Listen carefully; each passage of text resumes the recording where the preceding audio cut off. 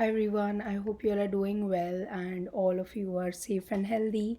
This is Radhika here again, and this video is going to be about what kind of people do the narcissists hate. The narcissists can't stand these kind of people, and so there are some tips here on what qualities you can embody, especially when you're dealing with a narcissistic person. I don't think all of these qualities are good for you to have all the time, but these are some energies or some characteristics that you can kind of put on or go into that energy when you are around a narcissistic person. So what this will do is it will actually repel the narcissistic person from you. So it's not even like you will run away from the narcissistic person. The narcissistic person themselves will kind of want to leave you and go away, so it's a good way to be around a narcissistic person. So what are these qualities? So the first one is the narcissists do not like people who are confident in themselves and bold, who are able to say no, who have strong boundaries. So, the first thing you have to kind of put on when you are near a narcissistic person is put on your confidence to the highest degree that you can wear it. Even and on days that you feel less confident, it's always better to avoid narcissistic people or narcissistic situations, because they can really pick up on low confidence and they will start bullying you more, if you have your confidence lowered.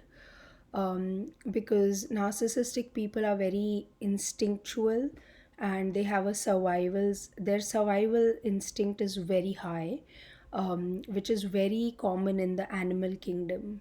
So if you go near a pack of, if say you're a zookeeper and you are always dealing with these big cats like cheetahs and tigers, and if you go near them on a day where you are not feeling good about yourself, where you're feeling low confidence level, as the zookeeper or caretaker of the animals, they will actually sense it in you, and they might attack you, because at that level animals only understand instinctual energy. They don't have so much of their conscious brain which will say no, I should not do this. They don't have that in them. And I saw this in a documentary actually, that big cats behave this way, and all the animals and zookeepers, they are very aware of their own energy, and on days where they don't feel confident, they actually avoid going near the lions and the tigers without protection, or avoid it totally if they can. So that's the first point. Be completely bold, be completely confident. Be ready to say no if they are doing something that you don't want done. Then the second is, narcissistic people hate people who live by principles, or integrity. People who have certain principles by which they lead their life and who have certain integrity. So this could be the real religious people. Like in religion there's a lot of fake religious people who just want to appear to be religious, but then there are also those who are truly religious, who truly read the books and who truly follow the teachings in the book. So these people, narcissistic people will really hate such people, like monks, nuns, who are true, who are not just fake monks or nuns. Then the third one is, if you are always preoccupied with your own life, like say you're a working professional, you're extremely busy, you have like three kids to take care of at home, you have so many things, you cannot pay attention to the narcissistic person in your life, say like that's a boss or a co-worker or someone, they really will not like this, because they get no space in your life to occupy your life. A narcissistic person wants to occupy your life. So a person who's free, who doesn't have so many things to do or things on their mind, who lets their energy go wherever it wants to, the narcissistic person can really grab onto such energy and then do something with it, and then they stay stuck in your brain. So if you are busy, but obviously I'm not suggesting you just make yourself like a robot and busy all the time, but this is just a characteristic of a person whom the narcissistic does not really get anything from. But yeah, keeping yourself occupied with things which are good for you or are your priority is also another way in which you can kind of repel a narcissistic person from you. Then the fourth thing is narcissistic people don't like other narcissistic people. So if you're completely in love with yourself, in the narcissistic way, or in the healthy way also, the narcissist will sense this and will see that I'm getting no leeway with this person, and they will leave you alone because they basically have no space again in your life. You are the one occupying your life. Then the next thing is, over time, narcissistic people, after using highly sensitive people, they kind of start discarding them. So if you're highly sensitive in the beginning, the narcissist will try to love bomb you, but later on, because you're highly sensitive and if you're a truth seeker, you will try to find the fallacies in their story. And if you question them again and again, like if they make up a story in which they were a hero, right, and then you ask them, but why did that problem arise in the first place, which you had to save, which you had to fix.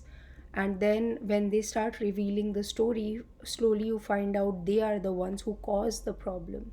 Because a lot of covert narcissists do this. They first cause the problem and then they come to save the situation. They want to be the savior, and that's how they kind of increase their worth in everyone's eyes.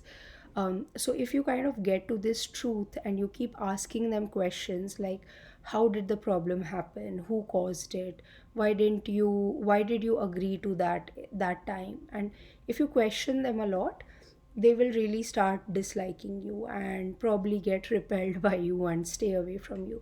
So ask a lot of questions. Don't be afraid to like question them again and again. But why did you do this, why did you do that? Then the next point is, they it's kind of similar to this, but they hate people who can solve things in front of them, like who expose people, or who are more of the whistleblower mentality. Narcissists don't usually like whistleblowers because they are afraid that slowly, like if this person catches on, they might blow the narcissistic person's whistle. Then the last thing is, a narcissist person does not like someone with low empathy, which is again another narcissist. So these are the type of people that narcissists hate, or they are repelled by these type of people. So if you have any of these qualities, that's good for you. And if you don't have any of these qualities, you can actually kind of put on these qualities when you are dealing with the narcissistic person. So it might not be the real you, but you might uh, play the narcissist's game with them by kind of putting on a mask when you are meeting or talking to the narcissistic person, but have awareness that this is just a mask that you have put on to deal with them. And then as soon as the narcissistic person goes away, you can come back into your own being, into your own energy, and stay there.